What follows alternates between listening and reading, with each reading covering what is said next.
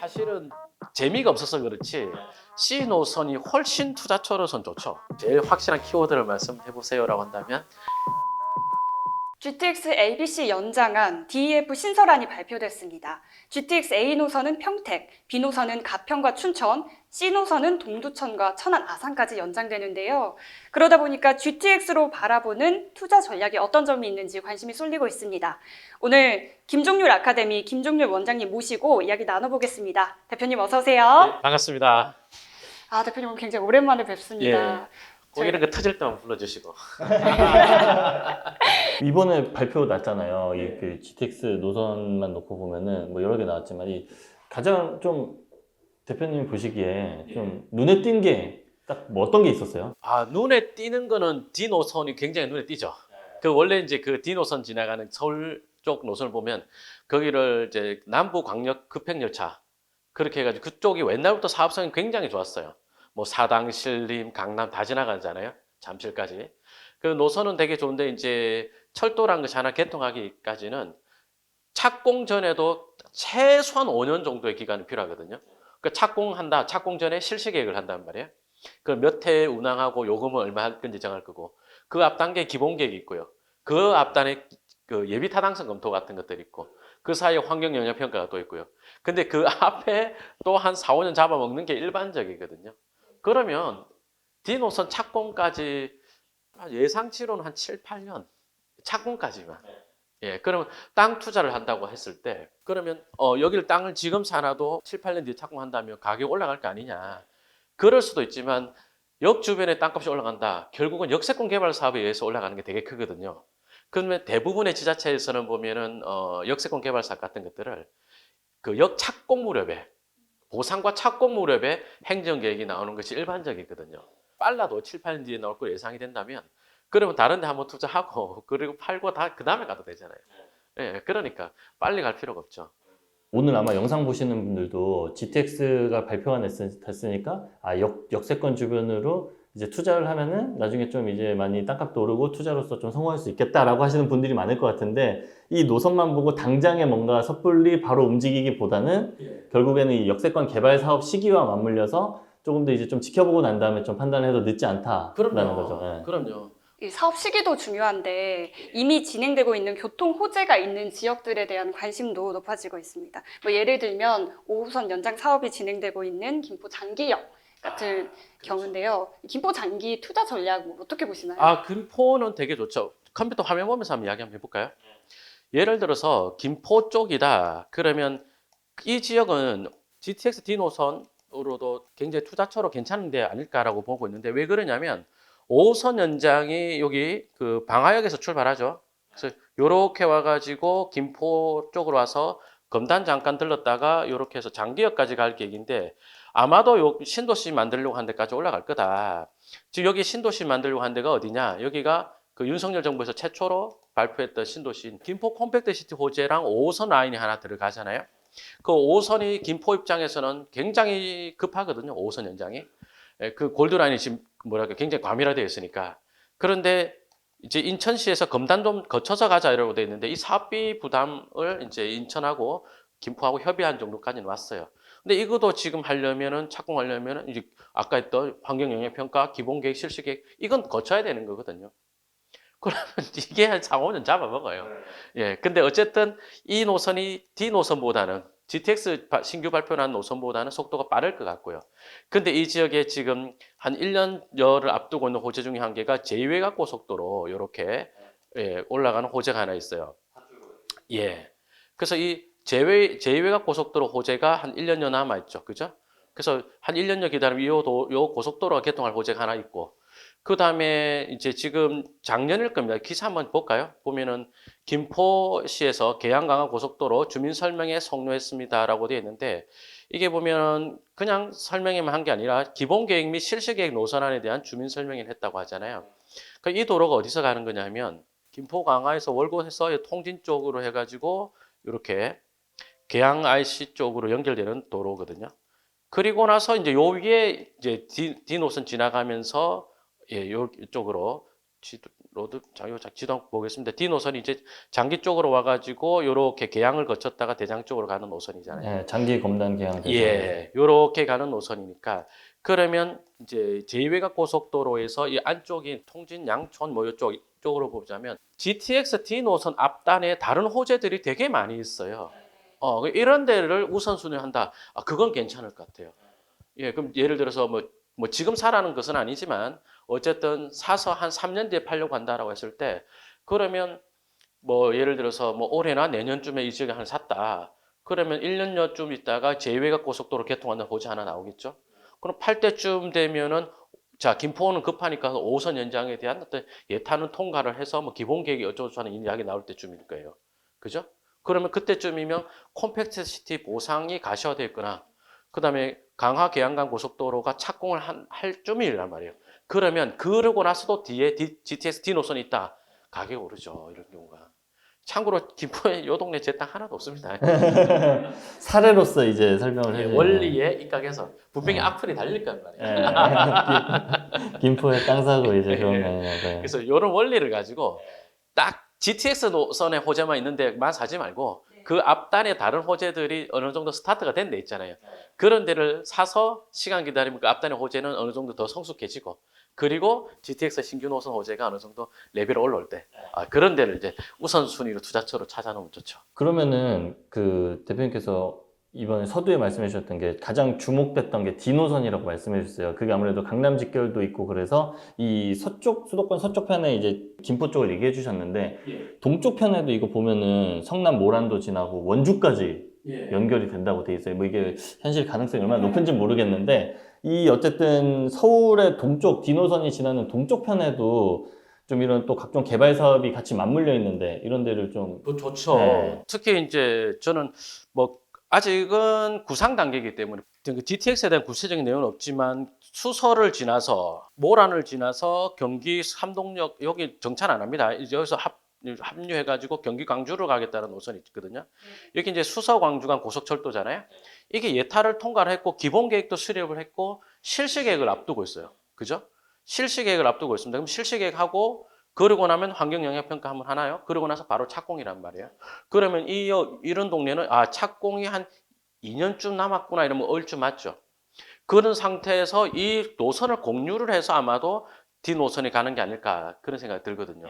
거기다가 모란 같은 경우는 재밌는 게 여기 성남 모란 같은 경우는 여기는 이제 땅 투자라기보다는 이제 뭐 상업용 부동산 같은 투자처가 될 것 같긴 한데 이 지역은 이제 그 성남 구도심 쪽으로 동쪽으로 있는 그 구도심들이 정비 사업 같은 것을 굉장히 활발하게 하고 있는 지역이거든요.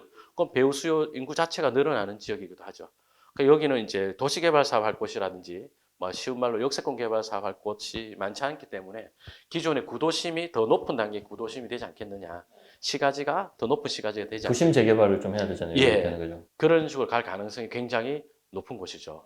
D 노선 호재를 앞단의 호재로 활용하지 말고 그 앞단에 있는 다른 호재를 먼저 활용해서 투자를 하고 매각할 때쯤에 우리 나중에는 D 노선도 있어 이렇게 보고 네, D노선에 대한 이야기 많이 해주셨는데 네. 뭐 E노선, 뭐 F노선 어떻게 보시나요? 이 노선은 인천공항에서 이렇게 가가지고 평창 광운대를 지나가고 B 노선이 가는데 거의 평행하게 지나가잖아요. 근데 B 노선보다도 조금 인기도가 떨어지는 데지 않습니까? 이게 왜 나왔을까요, 근데? 일단 강북에도 이제 강남 쪽으로 이렇게 남부 광역 급행열차 지나갔던 요 D 노선 쪽에 있으니까 북쪽도 해야 되지 않느냐 이러는데 여기는 공사하기도 굉장히 힘들걸요. 쉽지 않을까요? 산세가 심한데고 노선 자체도 약간 꾸불꾸불하잖아요. 거기다가 사업성도 좋아 보이지 않잖아요. 그죠? 그러니까 여기가 이게 지하철이야 선거철이야 약간 이런 느낌이 좀 들고 그래서 저는 이게 사업이 잘 될 것이냐 지금 정부가 재정이 좋지 않은데 재정 방식으로 사업한다 어려울 거란 말이에요. 그다음에 또 정부 사업 뭐 3천억 이상이면 어차피 예타 해야 되는데 예타 통과하기도 수월하지도 않고 그러니까요. 철도 1km 공사하는데 과거에는 1,000억 정도 들었다고 하는데 지금 1,300억이라 그러거든요. 그러면 이거 사업성 맞추기 되게 어렵죠. 굉장히 어렵죠. 예, 굉장히 어렵죠. 그래서 저는 이런 것을 안 된다라고 내팽개치기는 좀 그렇지만 이것도 될 거니까 뭐 보고 좀 싸면 사놓는다. 그 전략은 굉장히 뭐 3년, 4년 만에 할 투자를 한 10년 단위로 해야 되는 굉장히 길어진 투자가 될 수 있겠다. 예, 저는 그렇게 봅니다. 그리고 F 노선은 좀 어떻게 보세요? F 노선도 F 노선 자세히 보시면 저는 이거 보고 그 생각 들어요. 저희 서울에 지하철 2호선 있잖아요. 2호선이 이렇게 서울 내부를 이렇게 해주는데 이거는 약간 수도권 외곽순환도로 같은 느낌도 네. 들고. 예. F 노선 자세히 보시면 이 색깔이 연하잖아요. 이 자신 없다는 뜻이 아니에요. 지우기 편하게. 또 사람들 관심 많은 게 ABC 그 AC 연장안 뭐 이것도 지금 많이 평택 같은 경우에도 뭐 기사도 많이 나왔잖아요. 막. 예, 평택에서 뭐 완전 뭐 난리 났다 뭐 이런 얘기도 많던데 C 노선 연장안에 대한 관심이 좀 많은 것 같기도 해요. 그렇죠. 사실은 재미가 없어서 그렇지 C 노선이 훨씬 투자처로선 좋죠. 그러니까 제일 중요한 정보를 지금 알려드릴 수 있는 거 아닌가요? 어디 보면. 왜냐하면 지금 발표한 데가 이제 D부터 F니까 그 이야기를 더 듣고 싶어 하시는데 사실 C 노선은 얼마 전에 착공식을 했어요. 네. 예, 그러니까 실시계획 다 끝나고 착공했잖아요. 지하철 공사가 보통 한 5, 6년 걸리거든요. 특히 GTX 공사는 대심도 도심 고속철도인가 그래서 옛날 이름이 그러니까 저 지하 깊이를 파고 들어가는 거기 때문에 이게 사업이 늘어지는 게 그렇게 크지 않거든요. 뭐 문화재가 나온다 그런 거 없죠. 근데 이게 수원에서부터 이제 기존 노선을 활용해서 쭉 올라가는데 재밌는 게 시청자 여러분 기사 검색 한번 해보세요. 2020년도 뉴스인데 그때 경기도랑 화성시랑 평택시 등이 여기 1호선 연장을 해가지고 화성의 병점역, 그 다음에 평택의 지제역 쪽으로 GTX C 노선을 끌고 오자. 그 제안을 했어요. 그 협의를 마치고 사업 이제 그 철도 추가 구입비가 1,700억 정도가 되는데 아마 그 발주를 한 걸로 알고 있어요, 제가. 그래가지고 그랬는데 그 이후에 이제 선거 때 윤석열 대통령이 공약 사항이었죠. 그 GTX C 노선을 이제 평택 지제까지 연장을 하겠다고 했었습니다. 그럼 여기는 기존에 노선이 있느냐? 있단 말이에요. 수원발 KTX 노선이 있어요. 그 수원발 KTX 노선이 지금 그 2020년, 19년 그 무렵에 착공해서 지금 거의 완공 단계거든요. 서정리역 쪽에서 이제 SRT 노선을 연결하는 거예요. 그게 있기 때문에 C 노선이 GTX 완성될 때쯤 되면 그 철로를 뭐 과밀하면 안 된다면 철로에 여유가 있다면 그거 같이 쓸 수 있거든요. 그러면 전체 노선에서는 A 노선을 제외하고는 제일 빠른 역이 어딜까요? 신규 발표났던 역들이 많잖아요. 그 중에서는 C 노선의 지제역이 제일 속도가 빠르지 않을까. 특히나 여기는 이제 지제역 바로 북쪽에는 삼성전자가 반도체 라인을 굉장히 더 크게 증설을 하고 있죠. 공사하는 인부를 보면은 로드뷰 같은 거 보면 인부들 정말 많아요. 정말 대규모로 출퇴근 막 사진 보면 장난 아니더라고요. 예, 대규모로 공사를 하고 있는 것도 맞지만 빨리 하고 있으니까 그렇게 많은 인원이 한꺼번에 투입될 거 아니에요. 그죠? 그 지제역 주변을 이제 그 전에는 주민들이 도시개발 사업 하겠다. 지금 거기 컴팩트 시티 예, 하려고 그렇죠. 하죠. 원래는 주민들이 조합 방식으로 도시개발 사업 하겠다고 했었던 거예요. 조합의 환지 방식으로. 그런데 작년 6월이죠. 거기를 돌연 컴팩트 시티로 수용 사업을 하겠다고 발표했어요. 네, 지지역 서쪽 편에. 예, 그러니까 지제역이 있고 컴팩트 시티 개발 사업지가 있고 북쪽에는 삼성전자가 있고 또 요 뒤쪽에는 개발행위 허가 제한 지역 지정되어 있는데 여기대로 산업단지 추가 지정이 있거든요. 삼성전자의 협력업체 단지. 그 호재가 지역 호재도 크죠. 그러니까 야, 이 지역이 GTX 사업 속도는 굉장히 빠르겠구나. 예, 그렇게 보고 있죠. 거기다가 A 노선이 지금 동탄까지 공사가 거의 끝났잖아요. SRT 노선이 위로 지나가고 그 밑으로 GTX 공사를 한 거거든요. 그러면 SRT 노선이 이제 요렇게 해서 지제까지 왔죠. 동탄까지는 더 밑으로 GTX 왔죠. 같이 파기만 하면 지제도 가능하지 않을까. 그럼 졸지에 지제가 SRT가 하나 있고, GTX 있고. 예, 그다음에 거의 노선이 확보된 C 노선 있고, A 노선 추가 공사하면 될 게 있고, 그 지제가 굉장히 빠르겠다. 거기다가 지역 호재도 아까 말씀드린 것들이 있고, 그래서 여러모로 지제가 좀 빠르겠다는 그런 기대를 갖고 있고요. GTX C 노선 북쪽은 어떻게 보세요? 북쪽 편은? 북쪽은 이제 동두천 이런 네, 데. 의정부 뭐 이렇게가 있는데 창동 넘어서죠. 이게 도시 계획이 철도 계획만 계획은 아니잖아요. 그죠. 그죠. 그래서 경기도 계획을 보자면 이제 어쨌든 경기 북부의 거점 도시는 의정부입니다. 도로망뿐만 아니라 그 교통망 계획까지도 의정부역 위주로 가거든요. 그래서 철도가 개통해서 주변 아파트가 더 좋아진다. 그건 맞거든요. 그렇게 맞는데 이제 토지 투자처로서는 예를 들어서 뭐 양주 쪽이면 공장이나 이런 것들은 되겠지만 도시개발 사업이라든지 이런 것들은 속도가 느릴 가능성이 굉장히 크다. 동두천은 덕정도 잘 안 되고 있는데 동두천이 되겠느냐. 그래서 그렇게 생각합니다. 토지 투자처로 또는 역세권 개발 사업 투자처로 그렇다는 뜻입니다. 아파트도 안 좋다 이런 뜻은 아니고요. 저는 이 평택 지제에 대한 이야기는 사실 언론에 많이 나와 있기 때문에 수원 뭐 이런 쪽도 좀 여쭤보고 싶긴 하거든요. 아, 수원 좋죠. 서수원 쪽에 철도 호재를 이야기해 보자면 지금 수인선 있죠. 그다음에 국철 수원역 있죠. 그죠? 그다음에 아까 GTX C 노선 들어온다 그랬죠. 그다음에 뭐 있었죠? 수원발 KTX 하나 더 들어간다 그랬죠. 맞죠? 그 여기에 철도 호재가 되게 많은데 여기 용도 지역은 되게 좋잖아요. 거기다가 이제 군공항 이전 호재까지 있으니까 그래서 서수원 쪽으로는 역세권 개발 사업 같은 것들이 지구 단위 계획에 의한 어떤 개발 사업 같은 것들이 가속화될 가능성이 없지 않느냐. 이제 좀 더 본격적인 속도를 붙지 않겠느냐. 그다음에 또 쭉 올라가 보면 이제 뭐 금정역에도 GTX C 노선이 들어오잖아요. 그죠? 예. 근데 금정역 동편으로 보면은 이쪽으로 공업 지역들이 되게 많이 있어요. 예, 여기 보면 일반 공업 지역 이렇게 많이 있죠. 근데 군포시가 경기도 최초로 이런 발표를 했어요. 얼마 전에 발표한 건데 군포시가 공업지역 기본계획을 수립했다라고 나왔거든요. 그게 옛날 2009년도로 치면 서울시의 중공업지역 종합발전계획과 비슷한 개념이거든요. 이런 데 공업지역을 이제 블록 단위로 개발을 해가지고 지산도 짓고 그다음에 뭐 첨단 산업 업종도 유치를 하고 하는 등을 하겠다는 계획이 있으니까 이런 데 공업지역 투자도 괜찮죠. 저희가 오늘 뭐 투자 전략에 대한 이야기를 하고 있는데 예. 투자에서 제일 중요한 게 사실 타이밍이잖아요. 그렇죠. 언제 들어가고 언제 나와야 하냐 예, 뭐 예. 이런 이야기를 좀 해주셨으면 하는데 투입을 해서 이제 엑시트를 하는 기간을 어느 정도로 잡아야 하는지 저는 뭐 3년을 목표로 하고 있습니다. 3년이요. 땅 사서. 예. 뭐 제가 강의 때는 제 투자 성과 보여드리는 것 중에 뭐 6일 만에 팔고 뭐 1년 얼마 만에 팔고 이런 것들이 많이 있는데 그 3년 정도는 가져가야 땅값 좀 올라가는 것들 좀 이렇게 재미를 볼 수 있거든요. 예.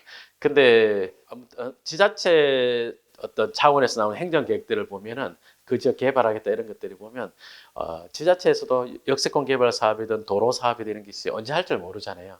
그러니까 꼭 착공 이후나 착공 즈음에 계획 잡히는 것들이 되게 많거든요. 그래서 3년 계획을 잡으면 투자 자체도 전후로 그러면 제일 확실한 키워드를 말씀해 보세요라고 한다면 실시 계획.